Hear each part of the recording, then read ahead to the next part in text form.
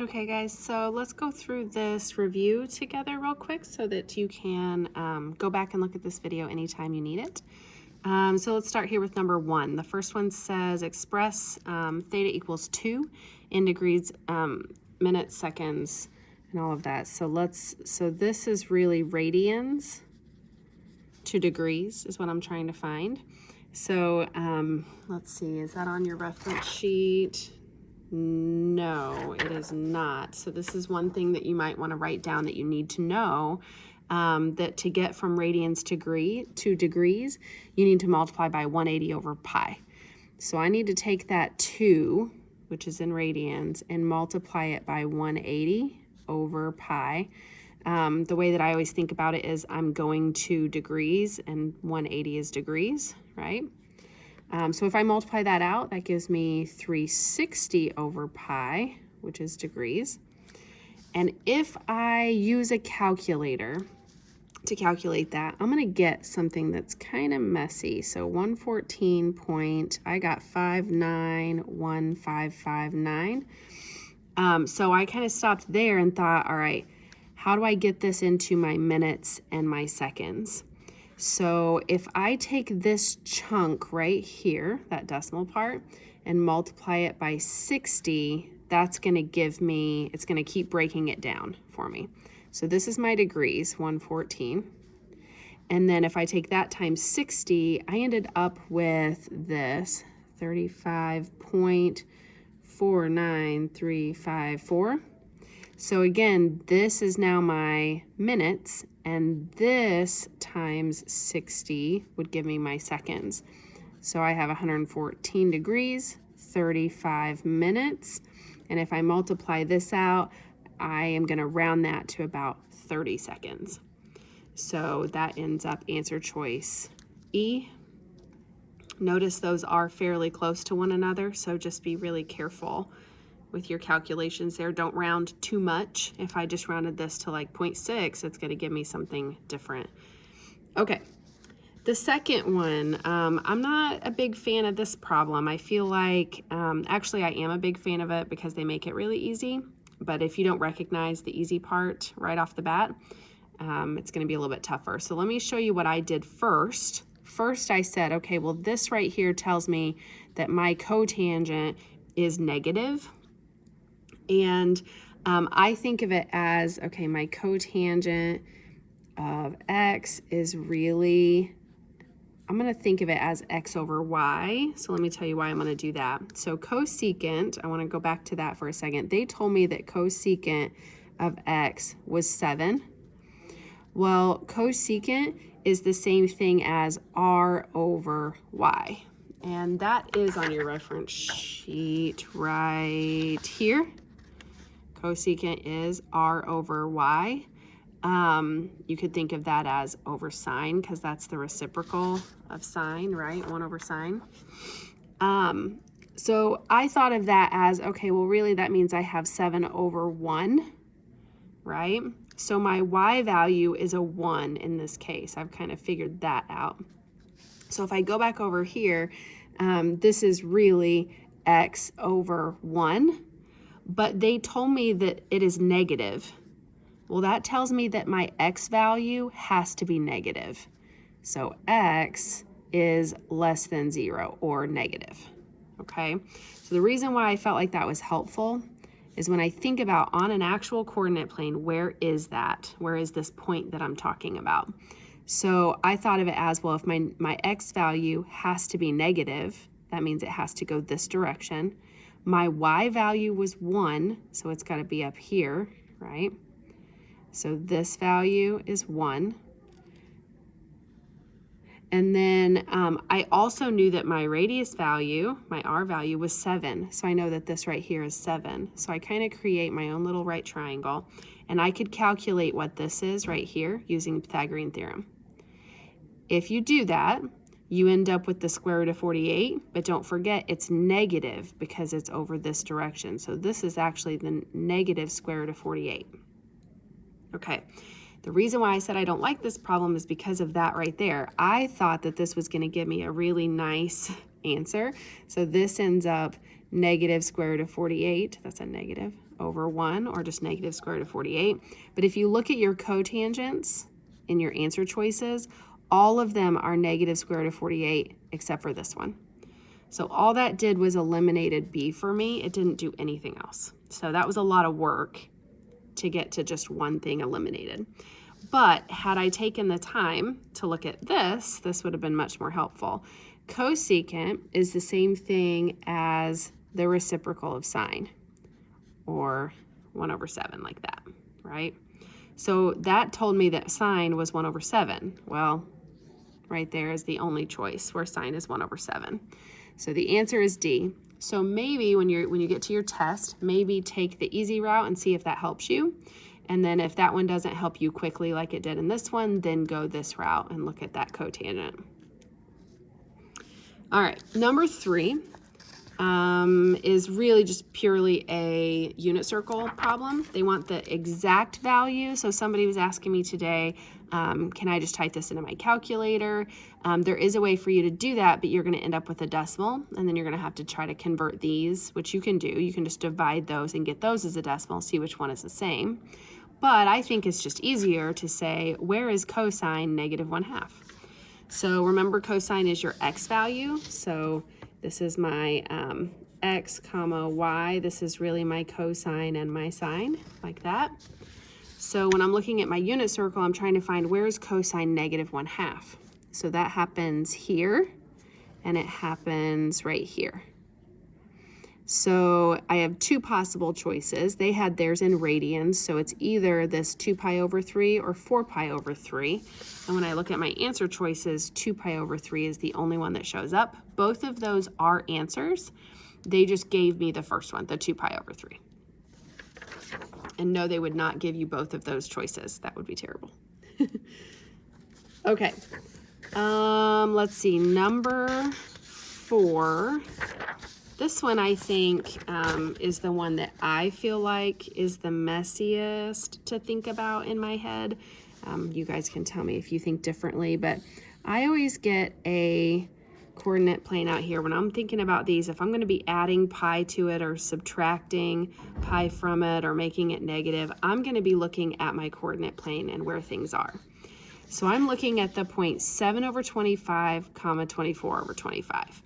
Well, all I know really, I mean, I can be really exact if I want, but I know that both of those values are positive. So when I'm thinking about this one right here, this point, 7 over 25, 24 over 25, I just know that they're both positive, so I'm in this quadrant. Okay, if I go to make that negative, let's just do that one first. So if I'm looking at, do I want to do that one first? No, let's look at this one first. Okay, so this one I'm going to add pi to it. Do you remember pi on your unit circle is at 180 degrees, right? It's straight across. So when I look at adding pi to anything else, I'm going to be going the exact opposite side. So I'm going pi, I'm adding pi to that. So I'm adding 180 degrees. So when I look at this value, this first one, both values would be negative. So negative and negative. So the only ones where that happens, let's see, it happens here, not here. It happens here, not here, and it happens here. So I'm down to 3 choices. It's either A, C, or E. Okay, so then let's look at the next one. This one is a weird one. If I'm looking at this one, I'm saying pi minus that t value.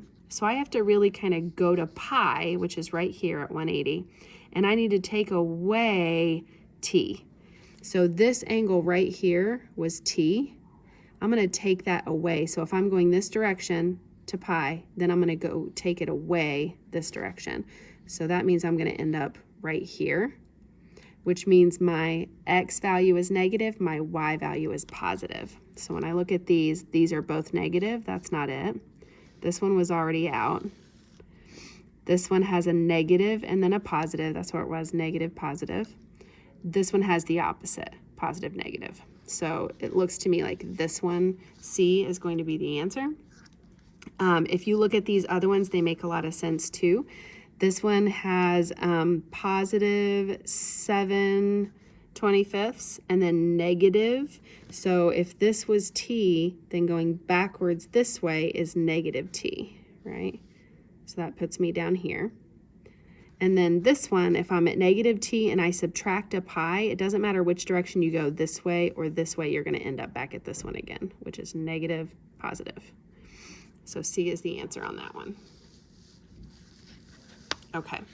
Number 5, find y by referring to the graph of the trig function. So I would automatically look and see which trig function should I be looking at.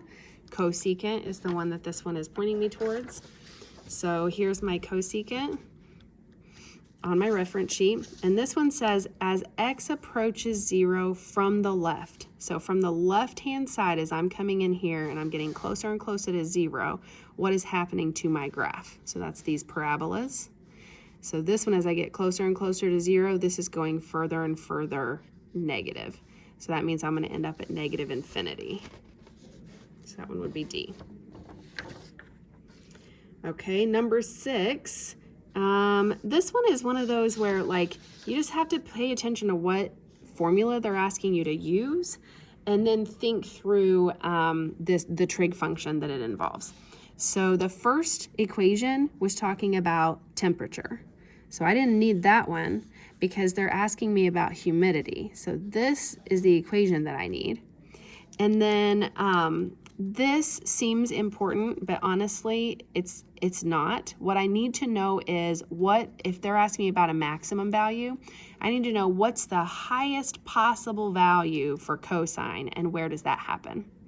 So when you're looking at cosine over here, cosine, my highest value is 1. Highest value here is 1, highest value here is 1. So I need to pick one of those and use that as my x value.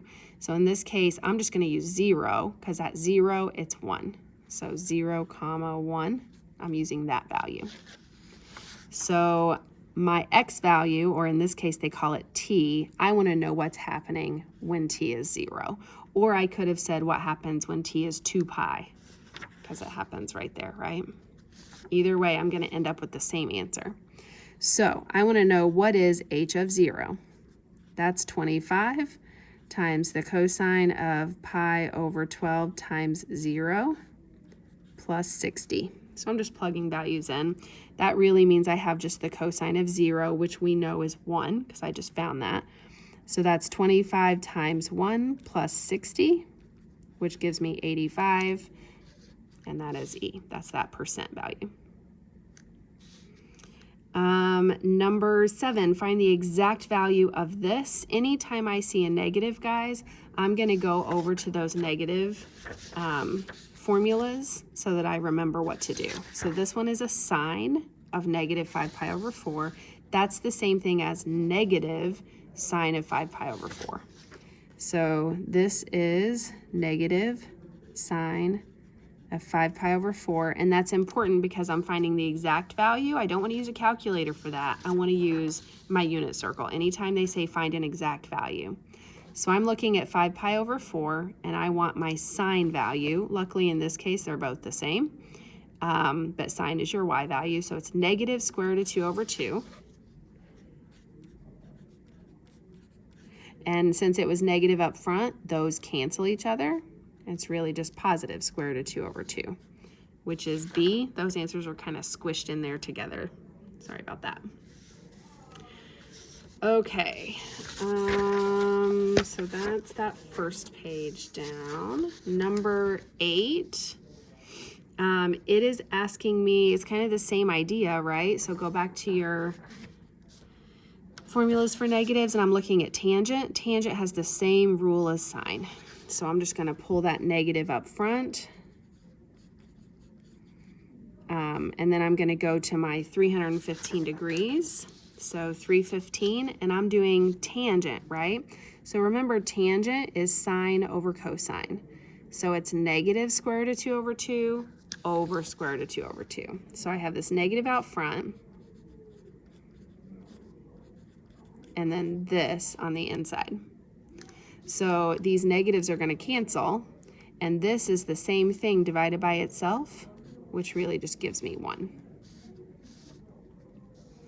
Okay, same thing for this one. Cosecant, my rule for cosecant is right here. And it is exactly the same because remember that's that reciprocal of sine, so it's the same idea. So negative cosecant of 330. If I go back to 330, which is right here, remember this, cosecant is 1 over sine, right? So I'm going to think of it that way. So let me rewrite this. I really want to think of this as 1 over sine of 330, right? And 1 over sine of 330, if I go back over here, my sine value is negative 1/2. So this is really negative 1 over negative 1/2. Well, really, those signs will cancel, and that gives me 1 times 2 over 1 if I flip and multiply, which is just 2. So that one is B. Okay, number 10. Verify the identity by transforming the left-hand side into the right-hand side. So I circled that one because that means I need to change this stuff to make it look like this. If I can't make that happen, it's false. If I can, it's true. So the first thing I would do is change this cosecant into 1 over sine, and I would move these negatives again. So the rule for the negatives on cosine, we know that this one just moves up front. Cosine, remember on it, the negative just goes away. Okay, so this one ends up negative 1 over sine of x times, this is really just cosine of x equals cosine of x. So already I'm looking at this and thinking that can't be true because how am I going to get this to turn into just cosine? That's not going to happen. So you could probably already say, nope, that's not true. One thing that you might want to do though is go ahead and say, well, really that's negative cosine over sine. And negative cosine over sine is really the same thing as negative cotangent, which definitely does not equal that. So this one is false. Okay, number 11 is another one that looks really terrible, but it's not as bad as it seems. So one rule that I want you to remember is that this right here really means the same thing as the natural log of I sub 0 over I. So this over this. Subtraction means that over that. So I'm going to simplify that. Then I can plug some stuff in. So now if I look at what I was given that K is this. I was given that I sub 0 over I is really this. So this is really the natural log of 1.72. K, they told me was 1.93. I don't know what X is. That's what I'm trying to solve for, so I'm going to leave it. But I do know that theta is 12. So this is really secant of 12 degrees. So I'm going to solve all of this. So first thing I'm going to do is divide by these two to get them out of there.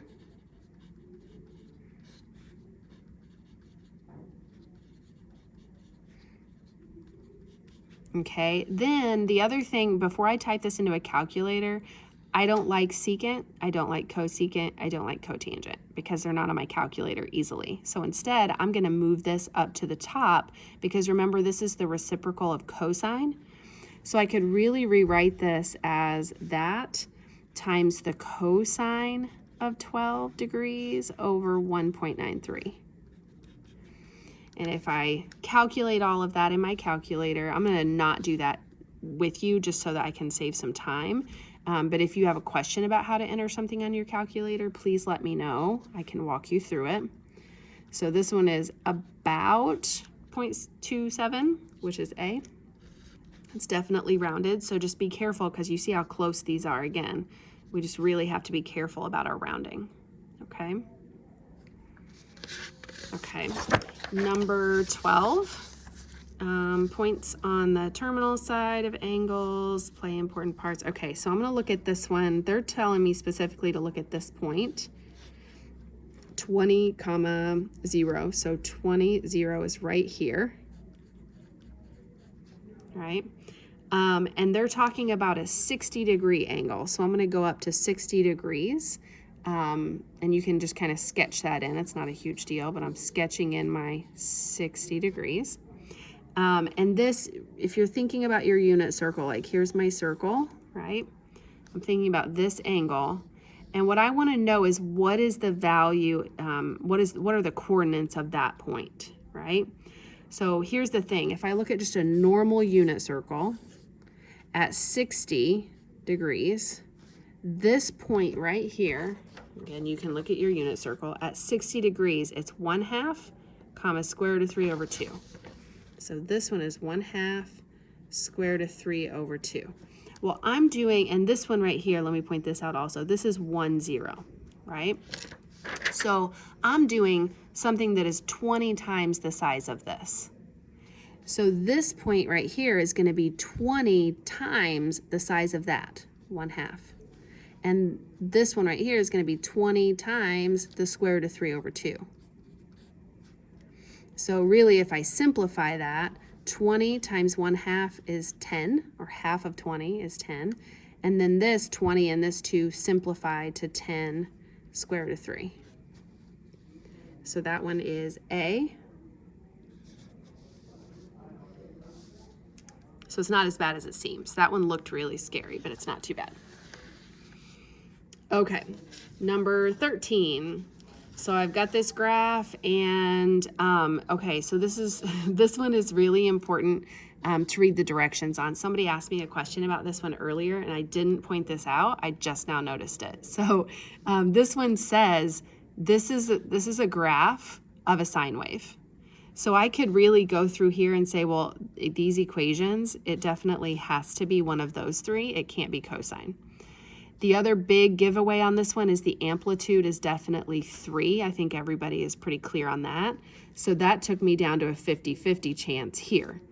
So now if I'm down between these two on amplitude, and on this one it's a cosine graph, this one definitely has to be it.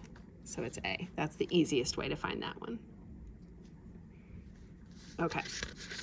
Number 14. 14 says find the period of the equation, and this is a cotangent one. So if I look back over here, cotangent, your period is pi over the absolute value of b. So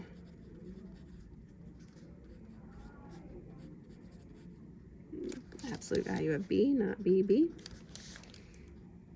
Okay. So really the only thing I need to know in this case is b, and remember b is always in front of this value right here. So since there's nothing there, it's like there's a 1. So this is really pi over the absolute value of 1, which is just pi. So that one is A. Okay, number 15, express this to the nearest degree.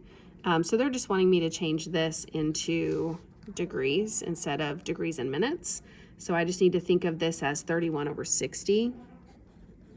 So that gives me 79.5166, and the 6 just like keeps going. So that ends up being E. Okay, number 16. This one, I would draw a picture on this one. I would draw myself a right triangle like I always do. I always draw it like that.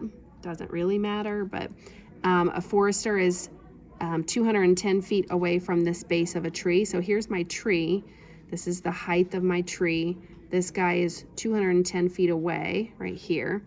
And this angle between him, that like angle of elevation there is 64 degrees. So I'm looking for how tall is the tree. So I have the opposite and the adjacent sides. So if you think of SOHCAHTOA, I have opposite and adjacent. So I have the tangent of 64 degrees is opposite over adjacent. So that means 210 times the tangent of 64 degrees is going to give me h, and in this case that gives me about 430.5638 is what I got. So that one is E. It's the closest value. All right, 17. By the way, I apologize. I'm going so fast through this. I'm doing that to try to keep the video as short as possible. It's not really working. It's still really long, but if you have any other questions, let me know, okay?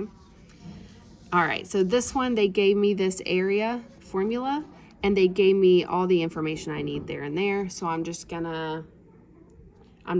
to plug them in real quick.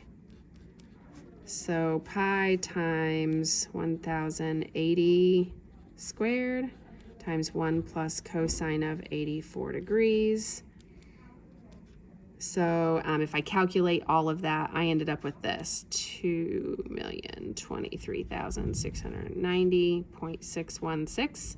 So that gave me about that, E. And hold on, I'm gonna go get the door real quick.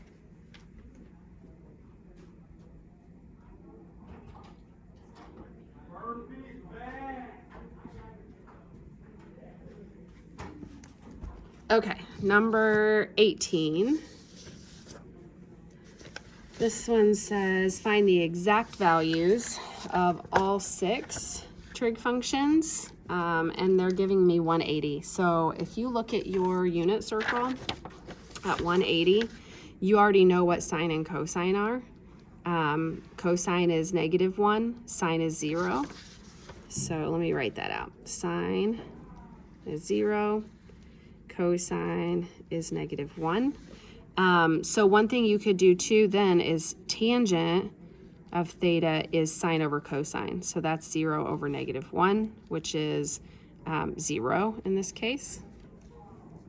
And then reciprocals of all of those. So cosecant of theta would be, this is over 1. So this would be 1 over 0, which is undefined. Secant, this is the same thing as -1 over 1, so this would be 1 over -1, or still just -1. And then cotangent is -1 over 0, or undefined also. So that one ends up E.